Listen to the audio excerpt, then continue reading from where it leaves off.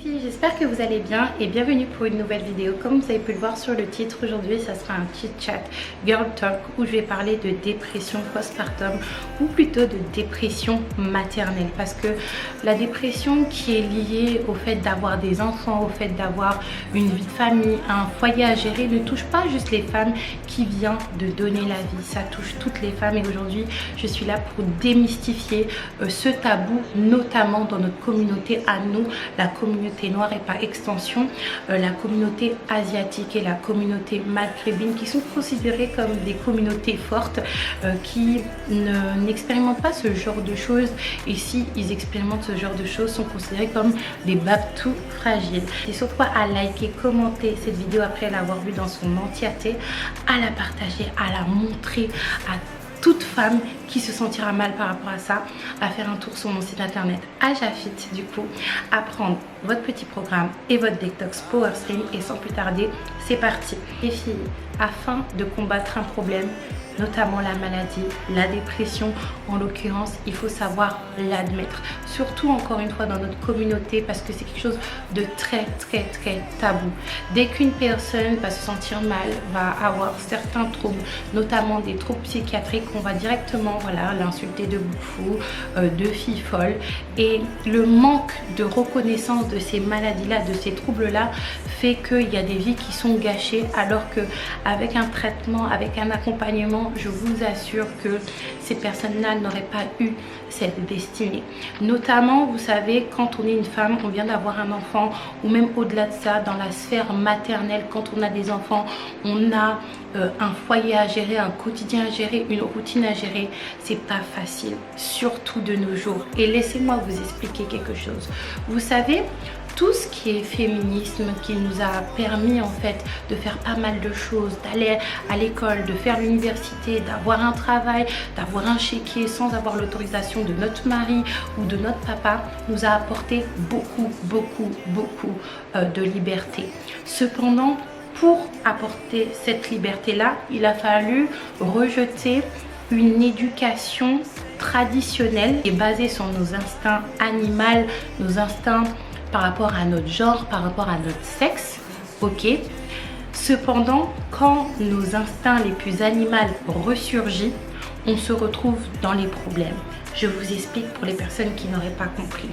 C'est vrai que de nos jours, les filles, on les éduque pour aller à l'école, avoir une éducation, se faire une carrière, être quelqu'un à travers soi-même et non à travers son mari ou à travers son papa, du coup sans que ça soit à travers un homme. Alors qu'avant on élevait des petites filles depuis le plus jeune âge pour être une bonne épouse, une bonne maman et une bonne femme en synergie avec ces deux rôles là. Et c'est ça qu'on a rejeté afin qu'on puisse avoir tous les droits que nous avons aujourd'hui.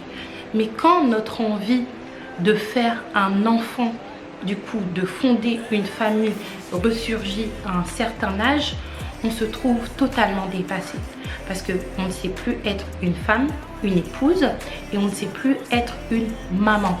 On a cette envie bestiale, animale qui est innée, les filles. Parce que c'est pas parce que je parle devant une caméra, que j'ai des boucles d'oreilles, une belle petite coiffure, des habits pour cacher mon anatomie, qu'on n'est pas des mammifères. Au bout d'un moment, pour pas mal d'entre nous, on va avoir envie de se reproduire, pour parler crûment. Et quand on a envie de se reproduire, de créer sa propre descendance, eh ben, on ne sait plus comment assumer les choses. Sachez que je parle aux femmes aujourd'hui, je ne parle pas des... Aujourd'hui, le sujet, c'est les femmes, parce que je suis une femme et que je parle aux femmes. Donc, quand vient le moment d'avoir des enfants, les filles, on est totalement dépassées. On ne sait plus s'organiser en tant que femme. On ne sait plus s'organiser en tant que mère.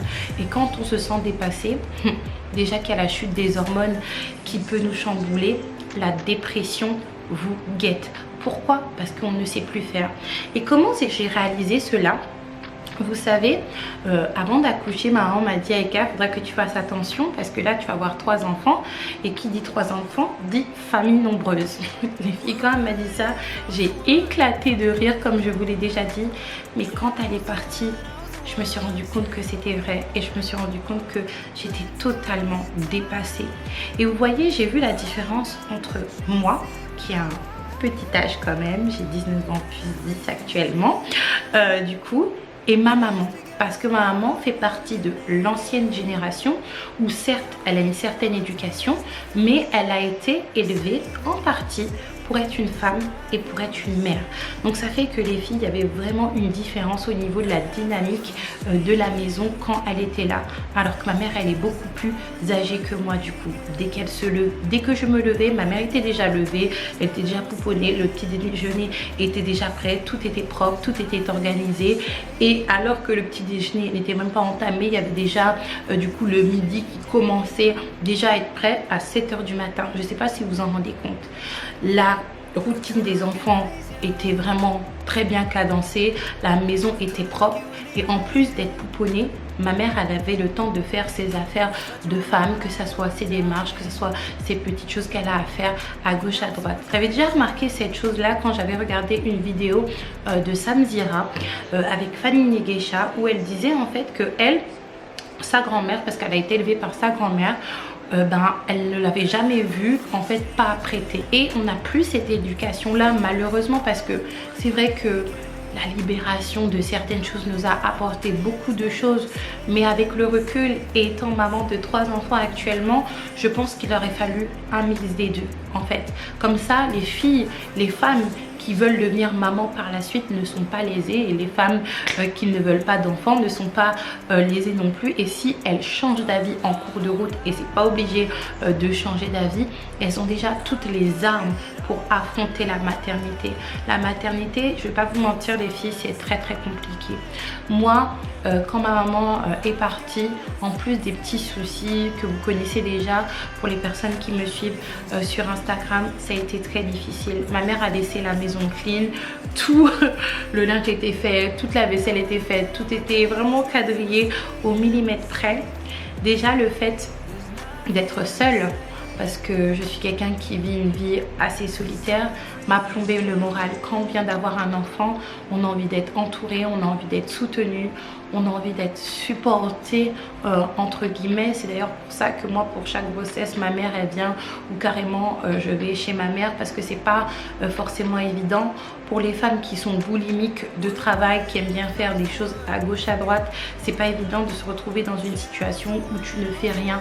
Certes, t'aimes beaucoup ton bébé, t'aimes bien rester avec ton bébé, cependant voilà, l'activité, la motivation de faire certaines choses donne une certaine adrénaline qui te procure un certain bien-être. Au-delà de ça, on peut se laisser dépasser par tout ce qu'il y a à faire à la maison, c'est-à-dire les enfants, à manger, la lessive, tout ce qu'il y a à faire en fait, notamment quand on vit toute seule avec ses enfants en partie ou totalement. Et quand vous vivez avec quelqu'un, je suppose, la personne elle travaille, elle a une journée de travail. Déjà le trajet, le fait de travailler, le trajet retour, ça fatigue énormément la personne, que la personne conduise ou qu'elle utilise les transports en commun, et elle ne peut pas vous aider comme vous auriez besoin de son aide en fait, parce que voilà, on est toute la journée à la maison, on est à gauche à droite, on espérait peut-être une personne qui allait prendre directement le relais, parce que encore une fois on n'a plus cette éducation, on n'a plus cette méthodologie. Comme je le dis, je le répète souvent sur Instagram, tout le monde n'est pas lovely lou. Également aussi, je pense que c'est l'accumulation de la fatigue, l'accumulation de la solitude, aussi la chute d'hormones et l'inactivité, le manque d'organisation qui crée que en fait tu as l'impression d'être autour d'un champ de bataille et t'as pas la force de faire quoi que ce soit. Moi, tout a commencé comme ça quand j'ai commencé à ressentir un mal-être. J'ai été fatiguée physiquement. La fatigue physique m'a empêchée de tenir une routine sur le temps. Et puis par la suite, cette démoralisation et toutes les choses que je vous ai dit précédemment a créé une fatigue physique et morale. Fatigue morale vous empêche de faire une vaisselle de 3 couverts, alors qu'avant j'avais l'habitude de nettoyer toute ma maison, du plafond jusqu'au sol, les placards, la vaisselle. Moi j'ai un jardin, donc le dehors, faire le jardin également au niveau des plantes, enlever les saletés. Et là j'arrive pas à laver 3 vaisselles. J'avais l'habitude de monter 3-4 vidéos dans la soirée. Là j'arrive même pas c'est pas que j'arrive même pas à monter, c'est-à-dire que j'ai pas la force morale en fait de me mettre sur mon ordinateur et de commencer à monter. Et vous savez, j'ai découvert ça via vous savez, les gens qui prélèvent le sang au labo. Quand j'étais à l'IT, j'ai commencé à parler au monsieur et à dire, vous savez, je me sens pas trop bien, le fait d'être inactive comme ça, je sens un mal-être en moi. Et il m'a dit, c'est tout à fait normal parce que l'être humain n'est pas fait pour ça. L'être humain est fait pour être actif, ok, avoir des périodes de sommeil parce qu'il faut bien recharger les batteries, mais on n'est pas fait en fait pour rester dans une léthargie pareille. Donc vous voyez, c'est le chat qui se mord la queue et au final, tu ne sais pas forcément pourquoi tu ne te sens pas bien, tu ne sais pas forcément pourquoi tu te sens malheureuse. Et après, il y a quelque chose qui finit de t'achever au niveau de ton moral, c'est la culpabilité. Parce que tu regardes ton bébé, tu regardes tes enfants, parce que moi j'en ai 2 autres, du coup, et tu te dis, mais comment je peux me sentir mal alors que j'ai 3 cadeaux de la vie et que j'ai survécu à 4 accouchements finalement. Et là tu te sens encore plus mal, tu regardes les réseaux sociaux, tu vois d'autres qui galèrent, ne serait-ce qu'à tomber enceinte, qui espèrent tomber enceinte chaque mois et toi tu te sens pas bien, pas parce que tu as des enfants, pas parce que tu as été enceinte, mais parce que tout cela a généré ton mal-être en fait. Donc les filles, la première étape à faire, et là ça sera la partie conseil, même si au niveau de la psyché, de tout ce qui est psychologie, psychiatrie, il n'y a pas vraiment un protocole fixe. Et vraiment, première chose peut-être qu'elle va choquer, avant de vous poser la question pourquoi ça fait 6 mois que vous essayez de tomber enceinte et que vous ne tombez pas enceinte, avant de vous poser la question, voilà, est-ce que je me lance en PMA, posez-vous la question, qu'est-ce que c'est d'être maman au quotidien? Parce que on ne le sait plus vraiment. Plus beaucoup de familles sont des familles nombreuses, c'est-à-dire 5, 6, 7 enfants, où tu as la possibilité de voir c'est quoi gérer un foyer, c'est quoi gérer une famille, c'est quoi la combinaison en fait de ces 3 choses: être une femme Aïka, être maman Aïka, et puis si vous vivez avec quelqu'un, être la femme de quelqu'un si vous êtes marié en fait. Posez-vous la question, est-ce que je suis faite pour ça ou est-ce que c'est juste mes instincts qui font que j'ai envie d'avoir un bébé parce que j'ai vu la copine etc, donc je veux avoir un bébé, je veux avoir une famille. Malheureusement, tout le monde n'est pas fait pour avoir des enfants, tout le monde n'est pas fait pour avoir une famille et tout le monde ne va pas trouver, au-delà de la dépression postpartum maternelle ou pas, l'épanouissement dans tout ça. Donc c'est vraiment la première question à se poser, la première réflexion profonde à approfondir en fait. Que voilà, chercher des tests d'ovulation, essayer de calculer sa période d'ovulation afin de tomber enceinte, parce que je vous dis vraiment, la chute peut être terrible. La deuxième chose à faire les filles, c'est d'en parler. Moi personnellement, j'ai commencé à en parler avec mon chéri quand il est venu me voir et je lui disais, écoute, je me sens pas bien. Je me sens pas bien et il m'a dit comment ça tu te sens pas bien, parce que moi j'aime souvent faire des blagues et je lui ai dit non, je me sens vraiment pas bien et il était étonné. Voyez-vous, quand vous voyez une maman peut-être qui est dépassée, pas bien apprêtée, même négligée, peut-être voilà, sentir également, vous allez vous dire voilà, c'est juste parce qu'elle vient d'avoir un bébé, elle sourit, tout va bien, alors que pas forcément en fait. D'ailleurs, ne vous moquez pas des mamans qui sont dépassées parce que vous ne savez pas ce qui se passe dans sa vie. Moi aujourd'hui, ma fille elle va avoir 4 mois, c'est juste là maintenant que vous voyez, je commence à reprendre un peu du poil de la bête et recommencer à être moi. J'en ai parlé également de manière fortuite à l'une des tantes de Joshua et de Ariel.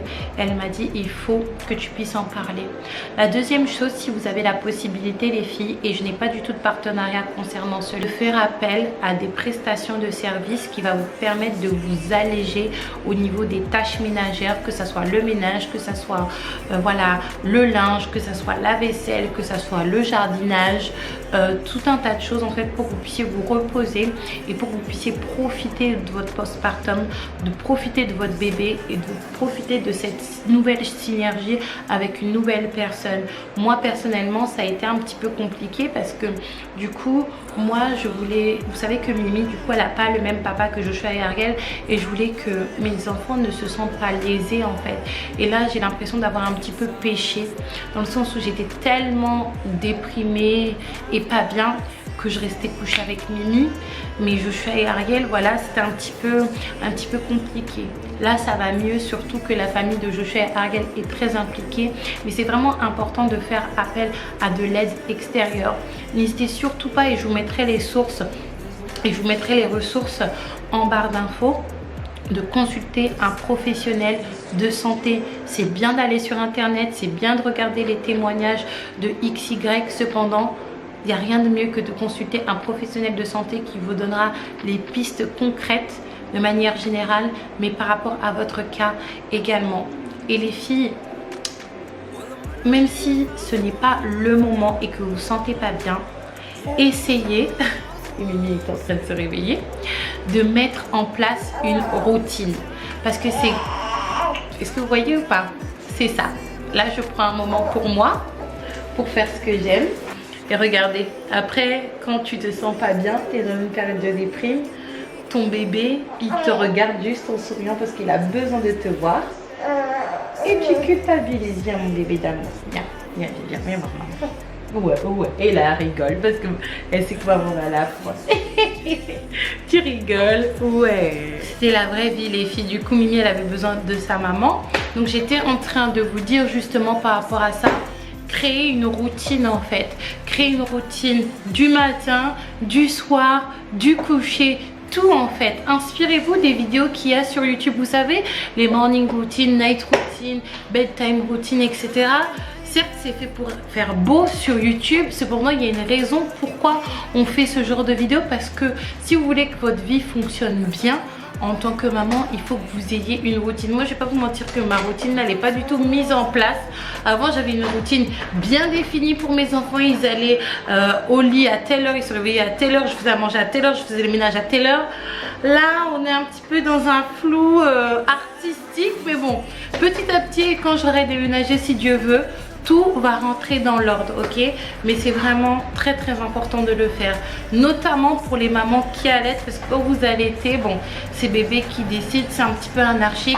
Essayez de lui donner une routine également par rapport à ça, parce que ce qui découle du mal-être, la dépression, etc., c'est vraiment la fatigue. Tout commence par la fatigue d'être fatigué, la fatigue d'une relation, la fatigue du travail, la fatigue des problèmes en fait, tout simplement.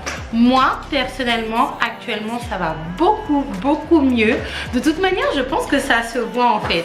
Je suis beaucoup plus jolie, je suis un peu plus apprêtée, etc. Même si tout n'est pas parfait autour de moi, l'important c'est que j'aille bien et que ça soit pas la catastrophe. Et petit à petit, je vais m'adapter. Du coup, pour les filles qui n'ont pas encore d'enfants, si vous voulez des enfants, apprenez à être ordonné, apprenez à avoir une routine afin de ne pas... afin d'avoir cette rigueur en fait. Je ne vous conseille pas de tomber dans la médication, c'est-à-dire de commencer à prendre des anxiolytiques, des antidépresseurs, des choses comme ça, parce que clairement, comme vous le savez, moi j'ai passé une période de grosse dépression quand j'ai perdu mon fils, avec des attaques de panique, des choses comme ça.